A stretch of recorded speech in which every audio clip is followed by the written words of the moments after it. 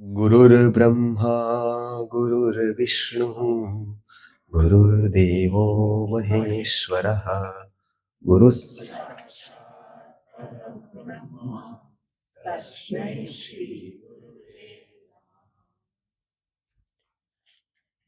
येषां त्वन्तगतं पापम् येषां त्वन्तगतं पापम् जनानां पुण्यकर्मणां जन ते द्वन्द्वमोहनिर्मुक्ता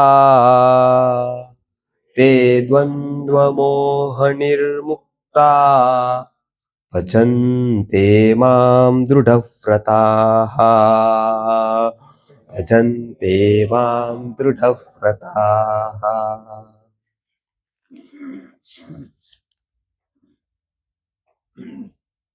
આ શ્લોકમાં આપણે જોઈ રહ્યા હતા કે યેશાન ત્વંતગતમ પાપમ જનાનામ પુણ્ય કર્મણામ, જેઓનો પાપનો અંત થયો છે, પુણ્ય કર્મનો ઉદય થયો છે, તે દ્વંદ્વ મોહ નિર્મુક્તાહ, તે દ્વંદ્વ ઇત્યાદિ જે મોહ ઇત્યાદિ છે એવા દ્વંદ્વો છે એનાથી મુક્ત થઈ અને દ્રઢવ્રત થઈને ભજે છે. એનો અર્થ એવો થયો કે ત્યાં સુધી વ્યક્તિ દ્વંદ્વમાં રહે છે. તો પાપ એટલે શું? તો લોકવાયકાઓ તો ઘણી બધી હોય અને પ્રદેશે અને કાલ મુજબ પાપની વ્યાખ્યા ફરતી હોય વ્યવહારની રીતે. તો એ પાપની સાથે ગીતાનો સંબંધ છે કે ગીતા કંઈક પાપ એટલે અલગ કે છે? તો અહીંયા કીધું કે જે ચેતન તરફ વ્યક્તિને લઈ જાય એ પુણ્ય છે અને જળ તરફ લઈ જાય એ બધું પાપ છે. એ એક સાદી રીતે વેદાંતના સિદ્ધાંતમાં છે. બીજી રીતે જોઈએ તો વ્યક્તિનો વિકાસ અને સમાજનું સ્થૈર્ય, આ બે વસ્તુ કેન્દ્રમાં છે. આ બેમાંથી કોઈ એકનો ઘાત કરતી હોય, કોઈ બેમાંથી કોઈ એકનો ઘાત કરતી હોય એને પાપ કહેવાય. કાં એ સમાજનું સ્થૈર્ય તોડતી હોય અને કાં તો એ વ્યક્તિનો વિકાસ અટકાવતી હોય. બેમાંથી કોઈ એક હોય એને પાપ કહેવાય.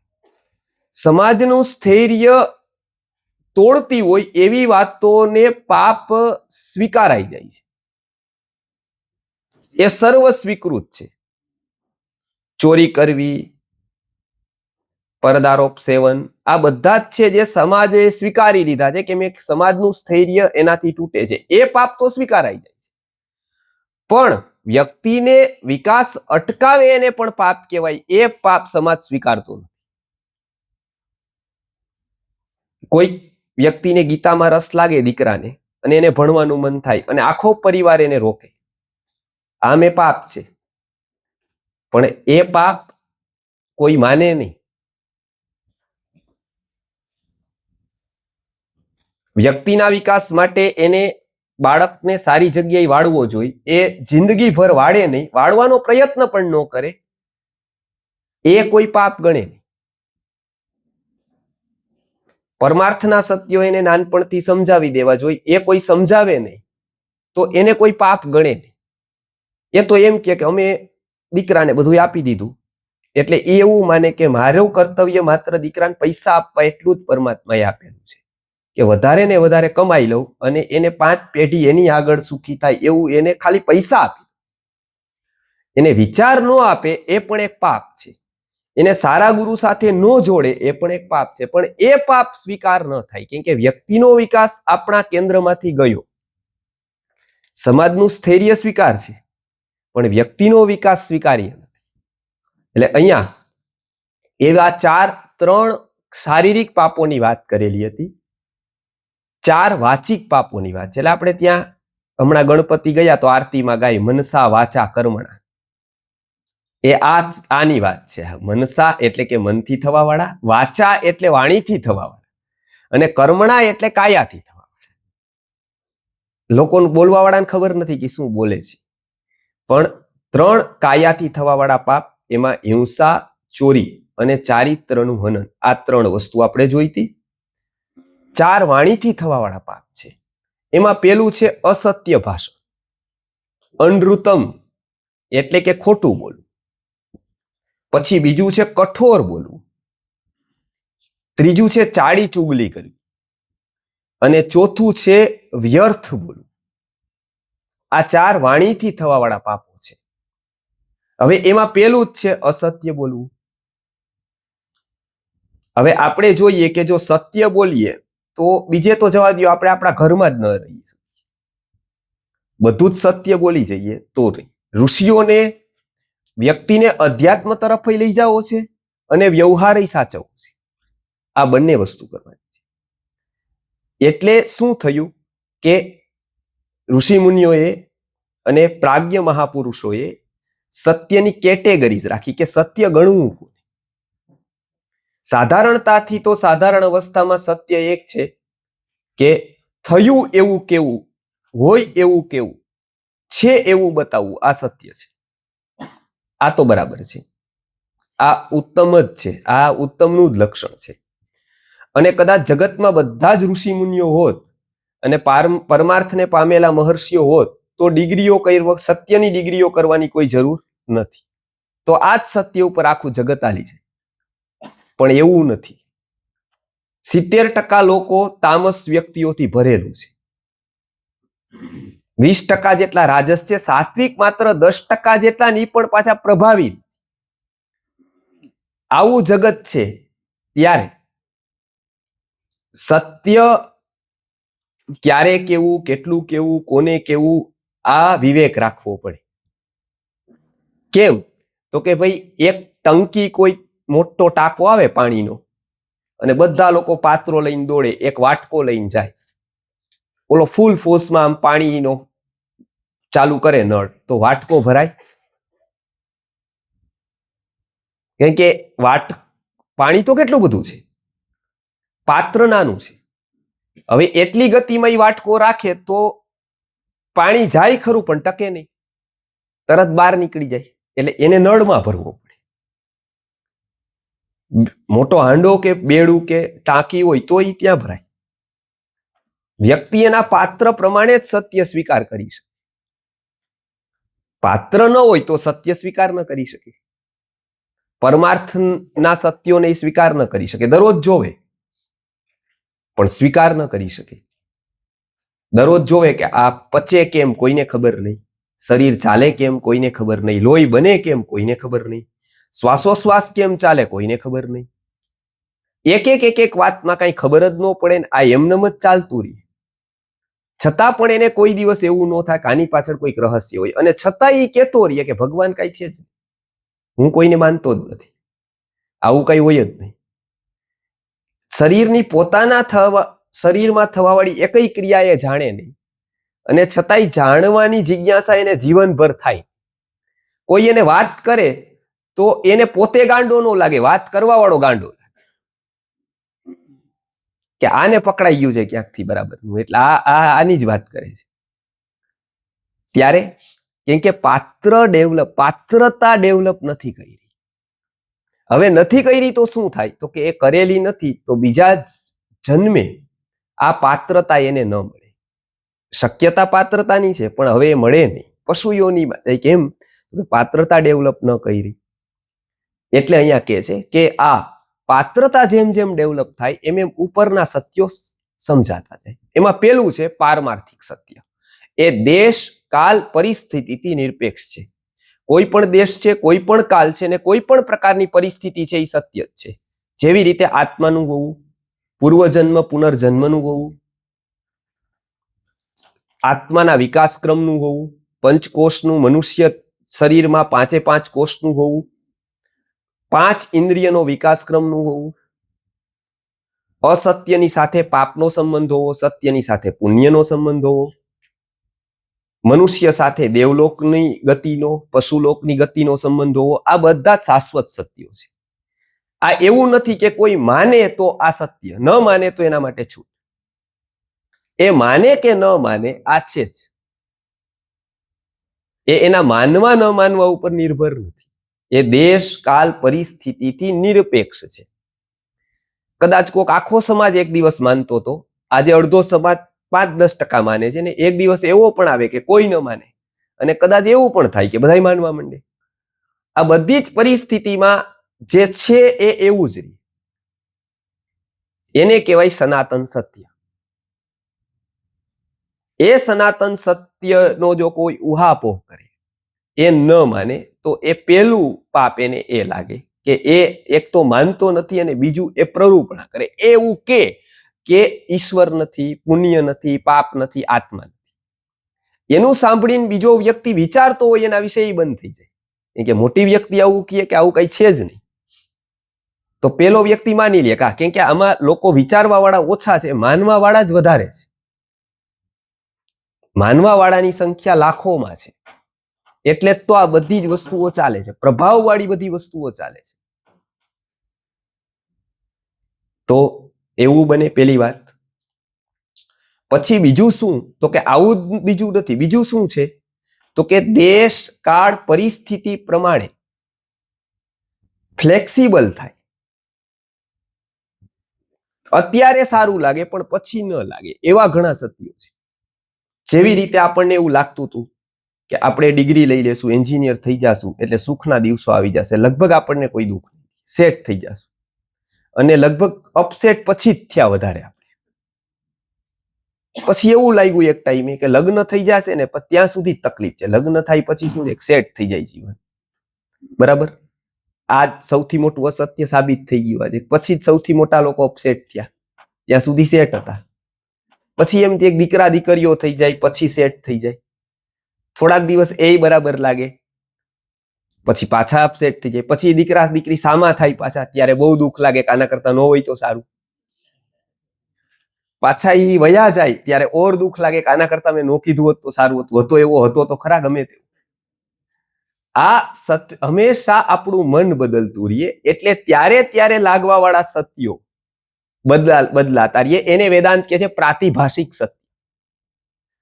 તે દેશમાં, તે કાળમાં, એ પરિસ્થિતિમાં એ સત્ય. આપણે નથી ઘણી વાર કહી દેતા કે હવે મારે આખી જિંદગી યાદ કરવું છે. એ ક્યારે હોય? તો કે 1 કલાક પૂરતું હોય, બીજી કલાકે બીજું હોય પાછું. એનો પ્રભાવ હોય એટલે કહી દે. અને લગભગ આપણા બધા વાદા છે ને આવા હોય, સમ આવા હોય. આપણે કેમ કોઈ જમે નહીં તો કહી દે મારા સમ. એને ખબર છે કે આ સમ કોઈને કોઈના લાગતા નથી. હજારો લાખો લોકો દરરોજ ખાય છે, નકર ઈશ્વરની એક આખી કમિટી એના ઉપર જ લગાવી પડે કે કોણ સમ ખાય ને એનો જીવ તરત વયો જાય, જે સમ ખાય એનો તરત વયો જાય, જો એવું ન થાય તો. પણ એને પાકી ખબર છે કે એવું ક્યારેય થતું નથી, એટલે એ વારંવાર કહે છે. જો અમે લોકો તો હંમેશા કહીએ છીએ એકવાર એવું રાખવું જોઈએ. અમારી પાસે પેશન્ટ આવે તો અમે ઘણી વાર કહીએ કે કોઈ ગુજરી જાય તમને ખાસ કેવું, તો ખબર એવી રાખવી કે એને સમ ખાધા ને તરત જ એટેક આવી જાય, તો બીજા દિવસથી સમ ખાતા બધા જ બંધ થઈ જાય. કેમ? તો કે લોકોને ખબર છે. આ શું છે? તો કે આ પ્રતિભાસ થવા વાળું સત્ય છે. ત્યારે જે પરિસ્થિતિમાં આપણને લાગતું હોય એ પછી એવું ન હોય, એને શું કહેવાય? પ્રાતિભાષિક સત્ય કહેવાય. એ પરિસ્થિતિમાં ખોટું નથી બોલતો, એ પરિસ્થિતિમાં સાચું જ બોલે છે, પણ પછી એ લાંબો સમય સુધી ટકે નહીં, કેમ કે એનું મન બદલતું રહીએ, પરિસ્થિતિ બદલતી રહીએ. આ મહાભારતમાં આવા સત્યોનું વિવરણ છે. અને આ સત્ય જો એ એંગલથી ન સમજવામાં આવે તો ઘણીવાર ઘણા લોકોને અન્યાય થતો હોય. દ્રુપદ અને દ્રોણની કથા આ સત્યને આધારે કહેવામાં આવી છે. બંને ભણતા હતા. જરૂરિયાત હોય ને ત્યારે આપણને નાનો માણસ એ બહુ મોટો લાગવા માંડે, કે ગરજ છે ને એ બહુ મહત્વનું છે. એ ગધેડાને પણ મોટો બનાવે. અને પતે પછી શું થાય ખબર છે? કે મોટો માણસ પણ ગધેડા જેવો બને. એટલે ગુજરાતીમાં એક કહેવત વૈદ માટે પડેલી હતી કે ગરજ સરી એટલે વૈદ વેરી. કે વૈદ્ય હોય એ ક્યારે મોટો લાગે? બીમારી હોય, નિદાન ન થતું હોય, દવા લેવાની હોય ત્યારે વૈદ્ય ધન્વંતરી લાગે. પણ એકવાર સ્વસ્થ થઈ ગયા પછી કે આવા તો બધો હાલે, હવે આ તો આખો એનો બિઝનેસ છે, આ તો આમ છે તેમ છે. શું કામ? કે ભાઈ એ સમયે ગરજ ગઈ, જરૂરિયાત પૂરી થઈ ગઈ. હવે પાછી જરૂરિયાત લાગે તેથી પાછા એની ઉપર આદર થાય. અને આવું એક વૈદ પ્રત્યે નહીં, આવું બધા જ પ્રત્યે. લડાઈ આવે ત્યારે લડાયકનું માન વધી જાય. બરાબર? આ એક કેમ તો કે પ્રતિભાસ તે કાળે લાગવા વાળું સત્ય અલગ અલગ હોય, પણ એ પરમેનન્ટ. એટલે એક પ્રાતિભાષિક સત્ય છે. પછી ત્રીજું, પેલું પારમાર્થિક, એ સદા સર્વદા સર્વકાળે સર્વ પરિસ્થિતિમાં નિરપેક્ષ છે, એ બદલાતું નથી. આપણું શરીર અત્યાર સુધી આવ્યું બદલાણું, બોલવાનું મોઢેથી જ થતું હતું, આજ મોઢેથી જ થાય છે. ક્રોધ નુકસાન જ કરતો તો નુકસાન જ કરે છે. સામેવાળા પ્રત્યે નેગેટિવ છાપ જ આપતો તો આજ જ આપે છે. પ્રેમ, સૌહાર્દ, ભાવના, આદર, સત્કાર, આ પોઝિટિવ જ ઇફેક્ટ પાડતા હતા, આજ પોઝિટિવ જ પાડે છે. વર્ષો પછી પોઝિટિવ જ પાડશે. ઈર્ષ્યા, મત્સર, દ્વેષ વ્યક્તિની ચેતનાનું હનન કરતા હતા, આજે કરે જ છે. એના સ્ટ્રક્ચરને બગાડી દેતા હતા, આજ બગાડે જ છે. આ સનાતન છે, એ રહેવાનું. પ્રાતિભાષિકમાં આપણે અમુક વસ્તુઓ માની લીધેલી હોય, એ આપણી અવસ્થા ઉપર જાય, આપણે થોડાક મોટા થઈએ, મેચ્યોર થઈએ, એટલે આપણને એ વાતો નાની લાગવા માંડે. થોડાક સારા પ્રવચનો બ્રહ્મસૂત્રોના, ગીતાના વાંચો, સાંભળો, પછી ધૂનમાં બેસવું, થોડી ઓલી હળવી વાતો સાંભળવી કે ભગવાન આમ થાય મુક્તિ આપી દે, હનુમાનજી કામ પૂરા કરી દે, પછી તમને તકલીફ પડે, કોઈ નાનો પાડે, પણ અડધી કલાક બેસવું તમને તકલીફ વાળું થાય, કેમ કે તમારામાં એ અવસ્થા એક આવી. પછી નાની વાતો નો ગમે, ખબર પડી જાય કે આ તો બિલકુલ મમ જેવી વાત છે. આપણને અહીંયા જેવી રીતે ગીતામાં બોલાવવામાં એમ કહીએ કે ભાઈ હવે બાલ મંદિરનો નાસ્તો આપવામાં આવશે, પાર્લેજી બિસ્કિટ, એટલે ખાસ આવજો, તો તમને કેવું લાગે? એવું લાગે, કેમ કે પ્રતિભાષિક સત્યોથી ઉપર ગયા. ત્રીજું સત્ય છે કે જે શીખવું ખૂબ જરૂરી છે. પારમાર્થિક સત્યથી લોકો પહોંચે તેથી પહોંચે, પણ ઋષિઓને પરિવાર, સમાજ, વ્યવહાર બધું ચલાવવાનું છે, એટલે એક સત્યને એ શીખવતા હતા.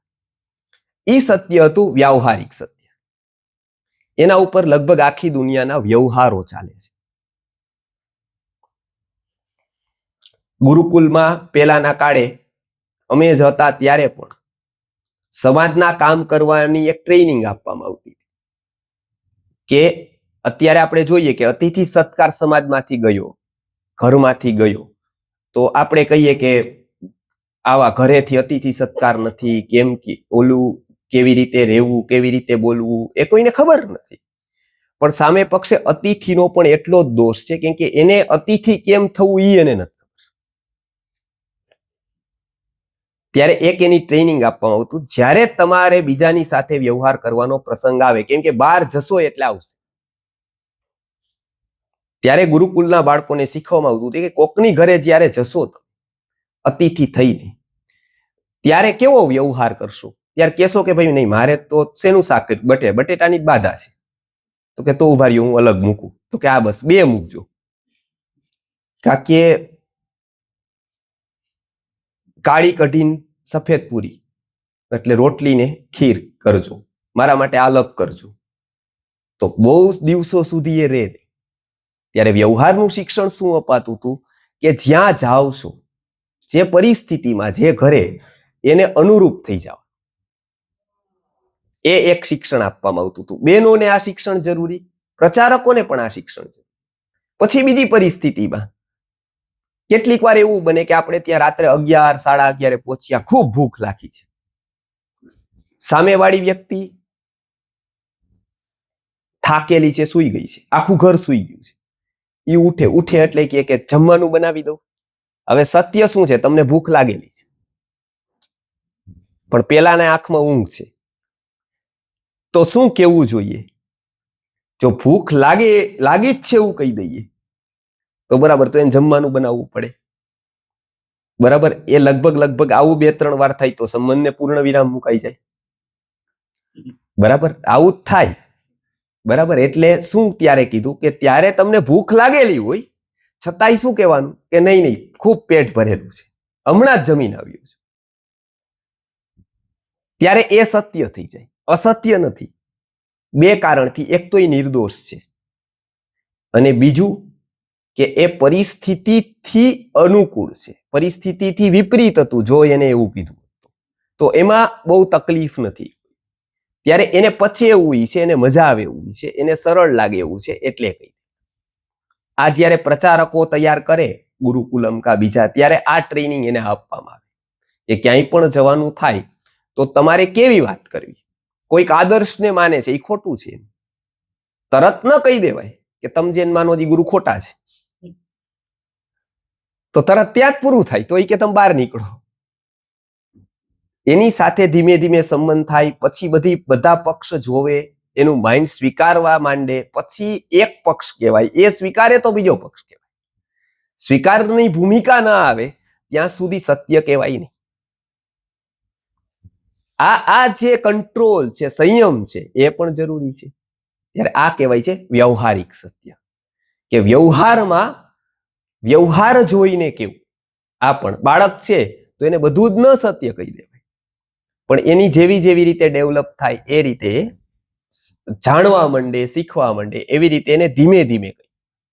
તો આ થયું વ્યવહારિક સત્ય. આ ત્રણ સત્ય છે, એક પારમાર્થિક, એક પ્રાતિભાષિક અને એક વ્યવહારિક.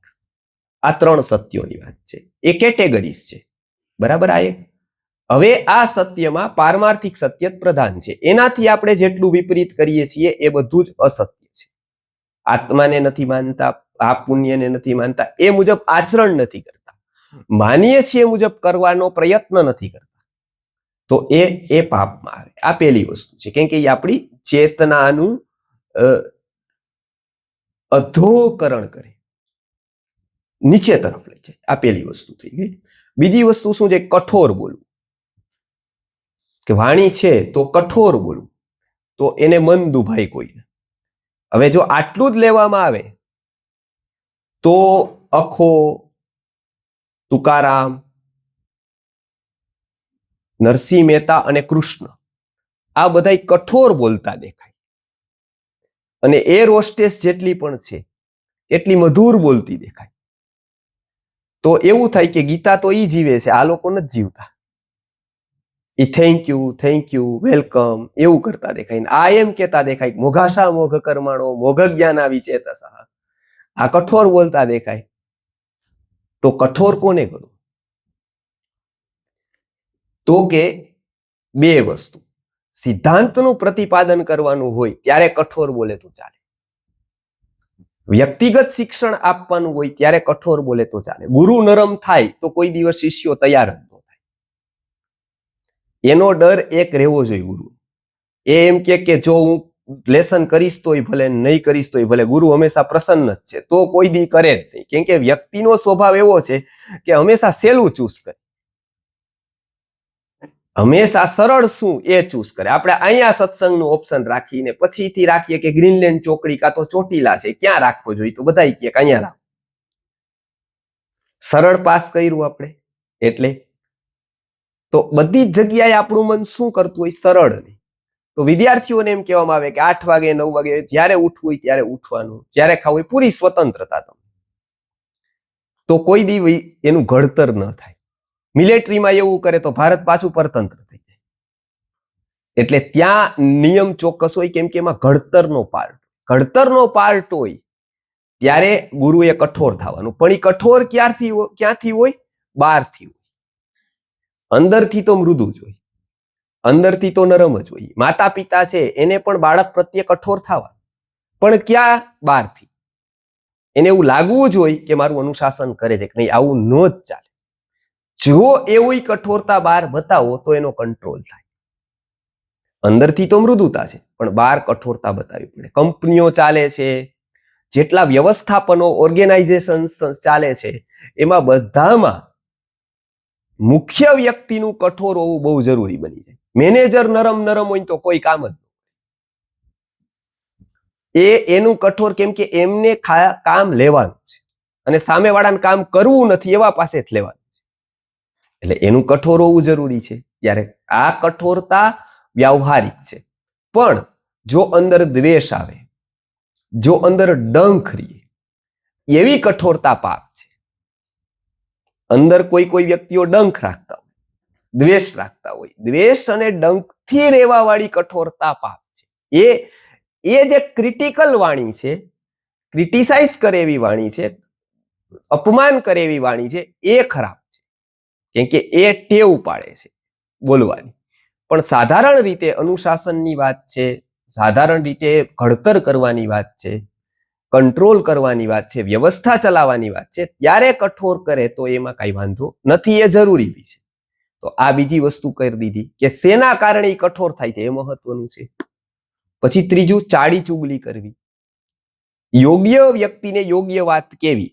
જેમ કે કોઈ ગુરુકુલમાં કામ કરવા માટે આવે કોઈ ઓર્ગેનાઇઝર, તમને એમના વિશે ખબર હોય કે આ ચોરી કરે છે, કે આ બીજી જગ્યાએ એની બહુ તકલીફ છે કે પેલું.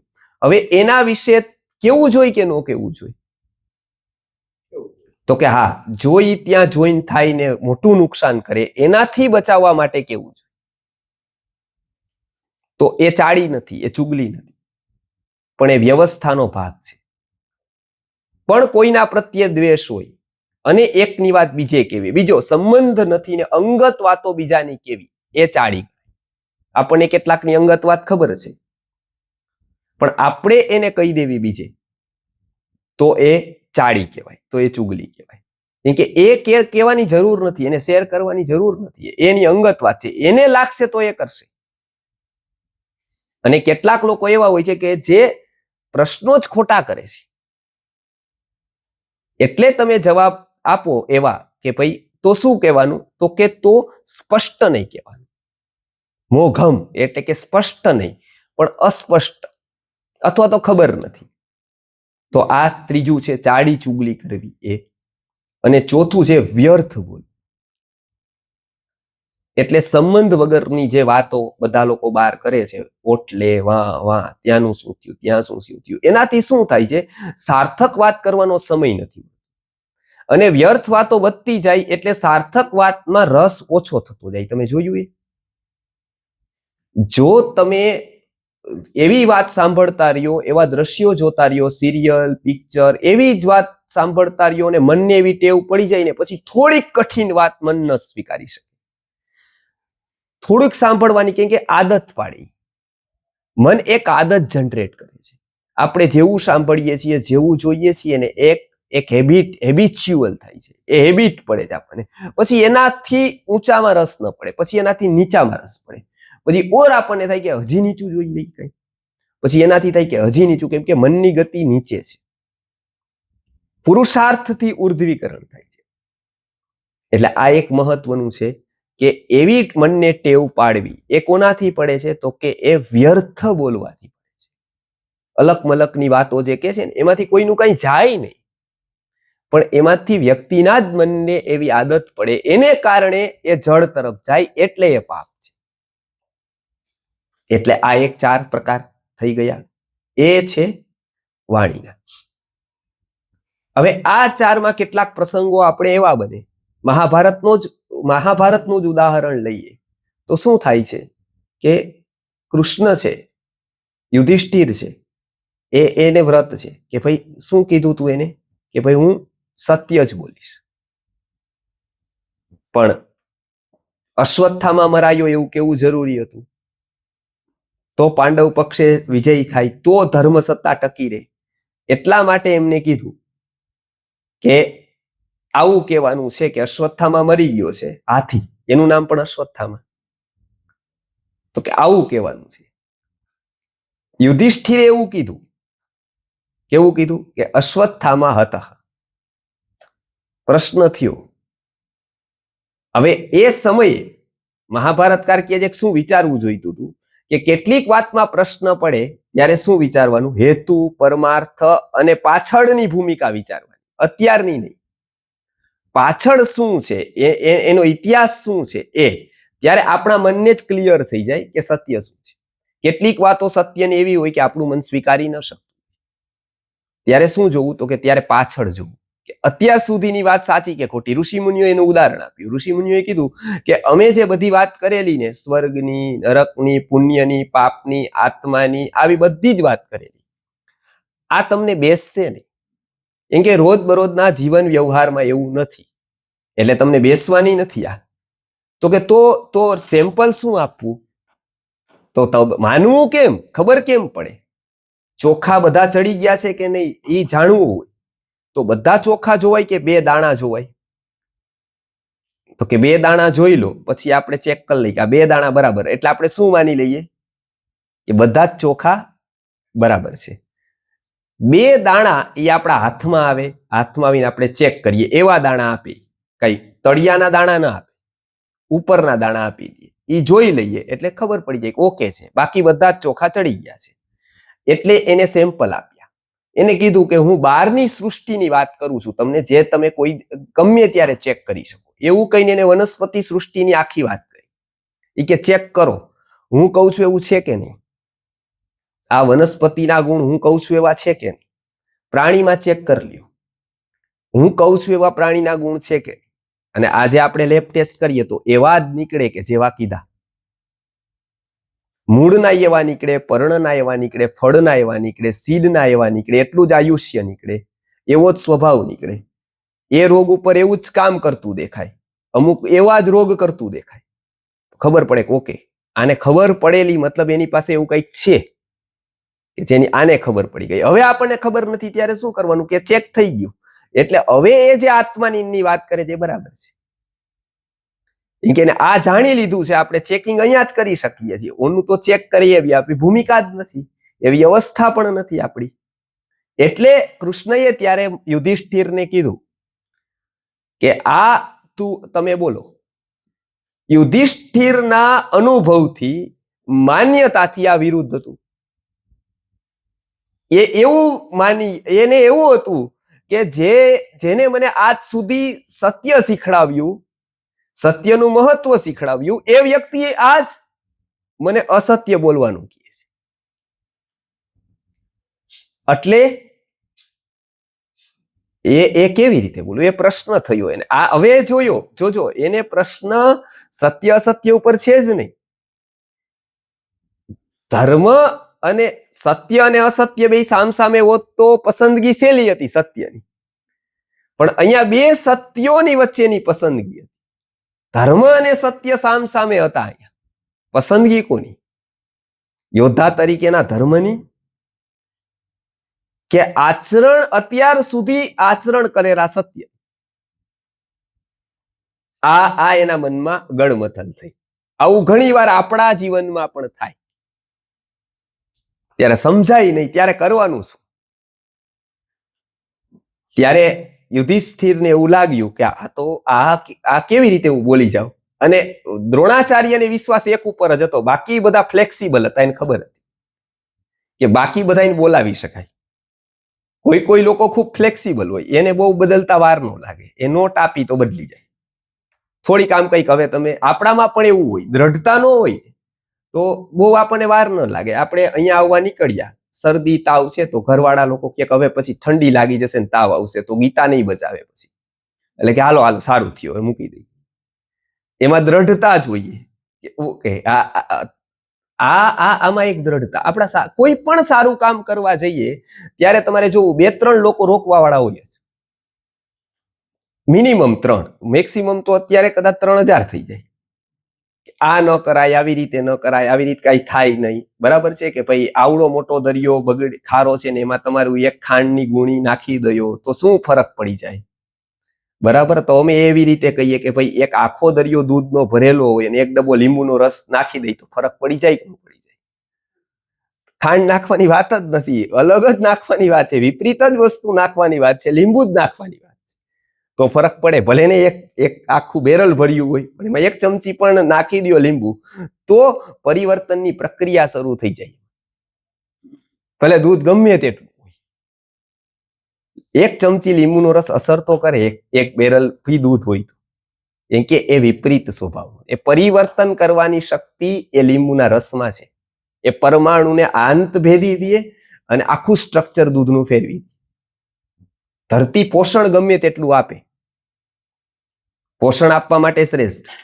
તમે 10, 15, 20 સરસવના દાણા નાખો, મગફળીના બીજ નાખો અને સાથે એક કાંટાનું બીજ નાખો, 1000, 1,00,000 મગફળીના બીજ, વચ્ચે એક બાવળનું બીજ, વચ્ચે એક રામબાવળનું બીજ, એ બધા ઉગી નીકળશે.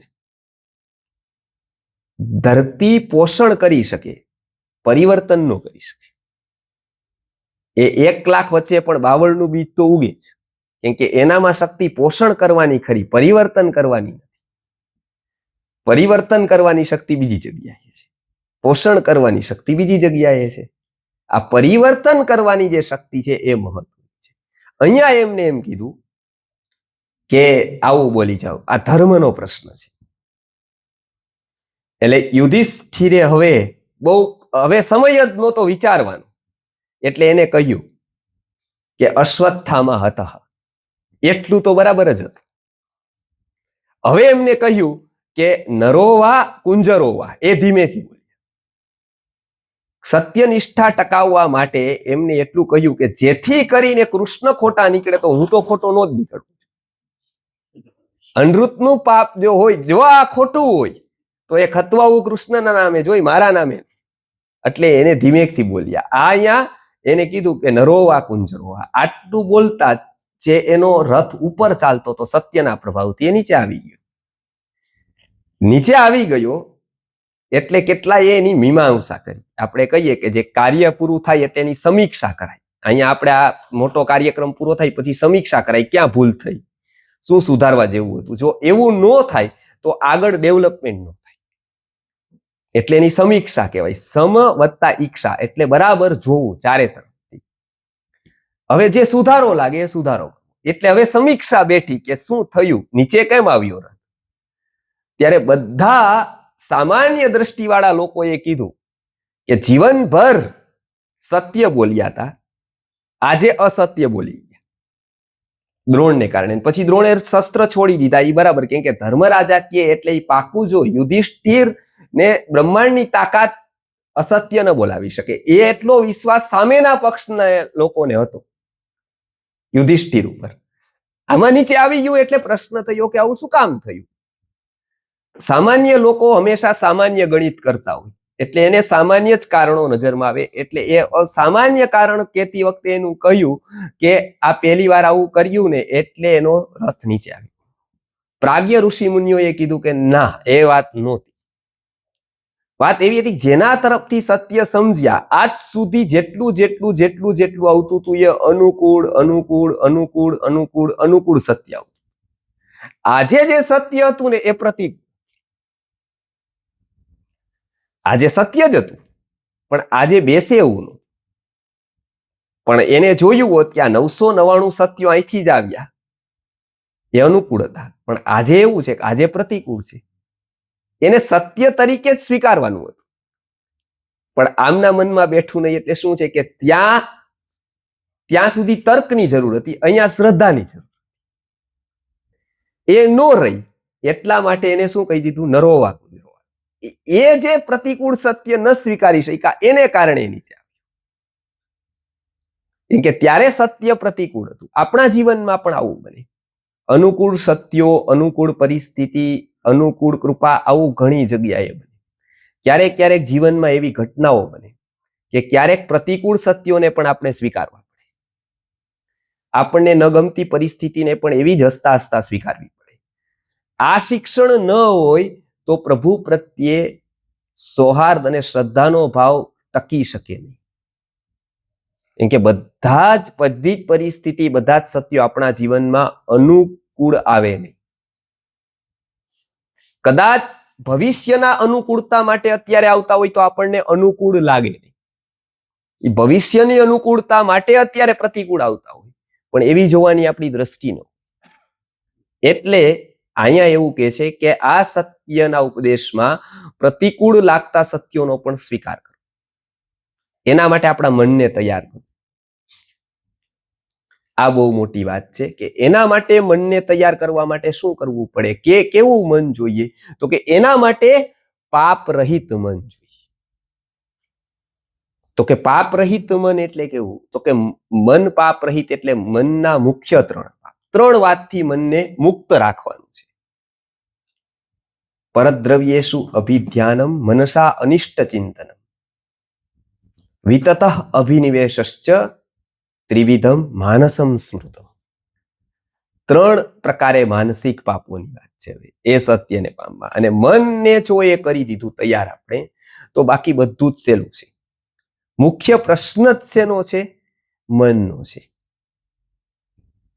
પરિસ્થિતિનો નથી, મનસ્થિતિનો છે. એટલે એકની એક વ્યક્તિ ખૂબ અનુકૂળ પરિસ્થિતિમાં રહીને દુઃખી હોય છે, અને કોઈક એવી વ્યક્તિ અત્યંત પ્રતિકૂળ પરિસ્થિતિમાં રહેવા વાળો હોવા છતાં પણ અતિશય પ્રસન્ન રહી શકે. આ બધી જ વસ્તુ માઇન્ડસેટ ઉપર કામ કરે. આપણો જીવન તરફ જોવાનો દ્રષ્ટિકોણ કેવો, આપણો પરમાત્મા પ્રત્યેનો અભિગમ કેવો, આપણો સૌહાર્દ ભાવ વિકસિત થયેલો કેટલો, પ્રતિકૂળતા પચાવવાની આપણી તાકાત કેટલી,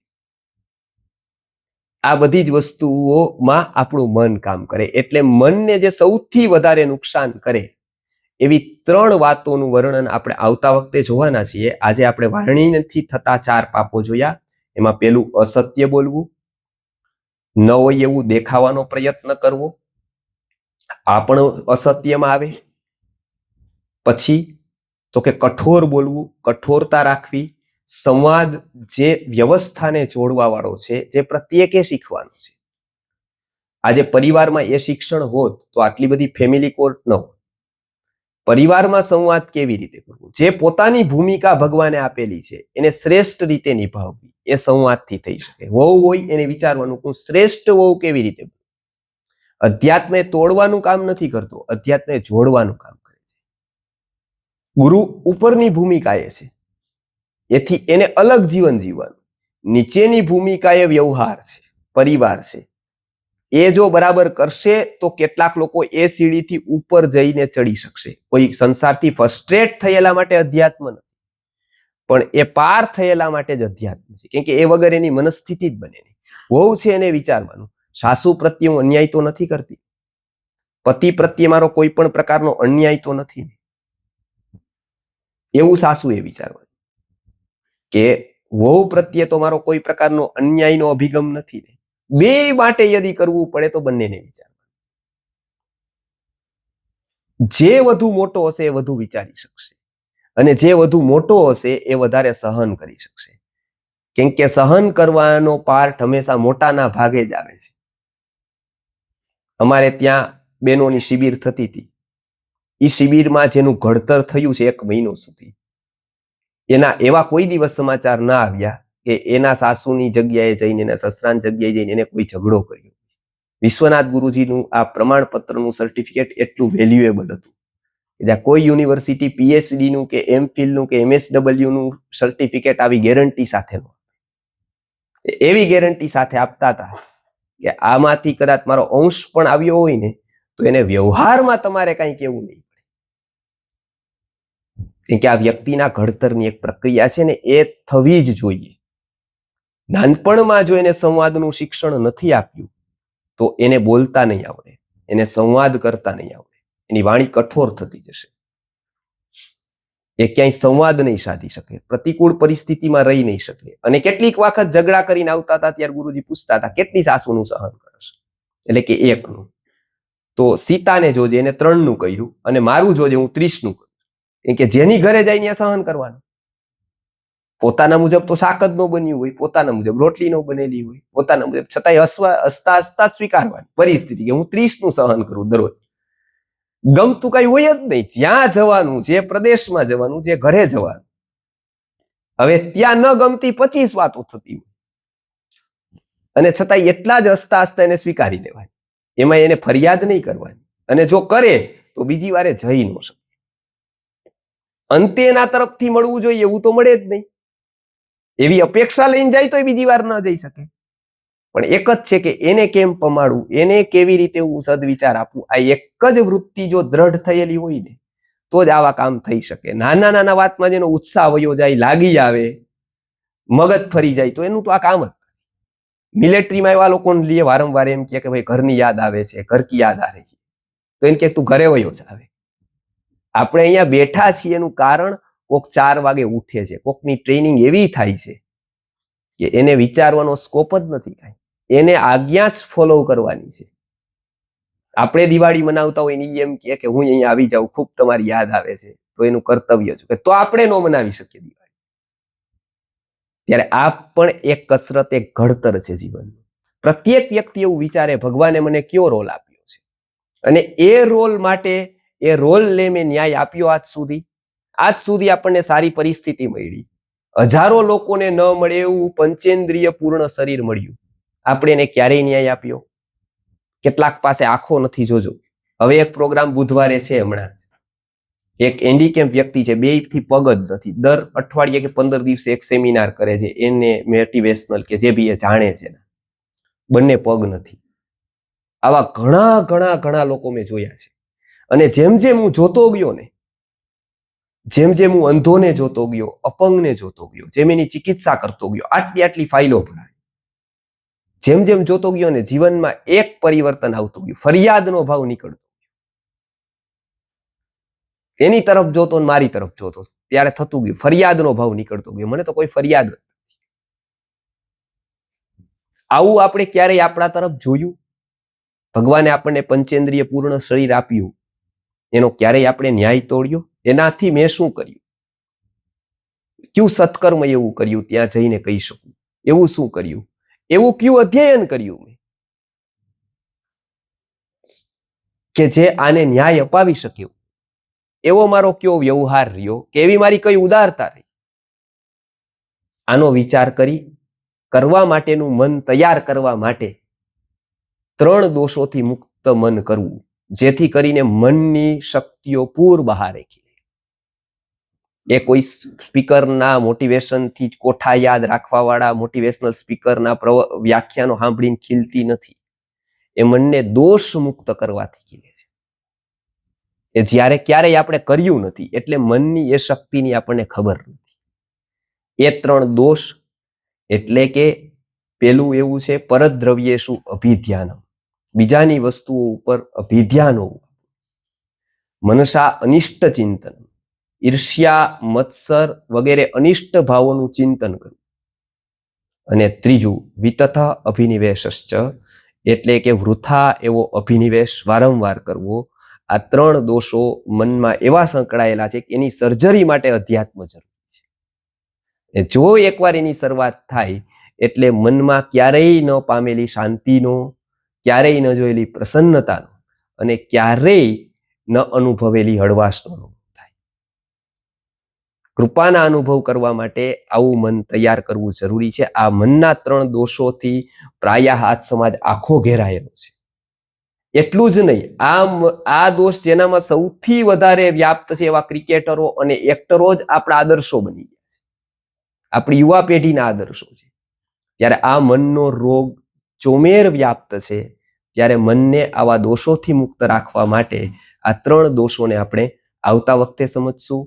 પહેલો દોષ પરદ્રવ્યેષુ અભિધ્યાનમ, મનસા અનિષ્ટ ચિંતનમ, વિતથ અભિનિવેશશ્ચ, ત્રિવિધમ માનસમ સ્મૃતમ. આ 3 પ્રકારના માનસિક પાપો છે. આનું વર્ણન આપણે દ્રષ્ટાંત સહિત આવતા વખતે લેશું.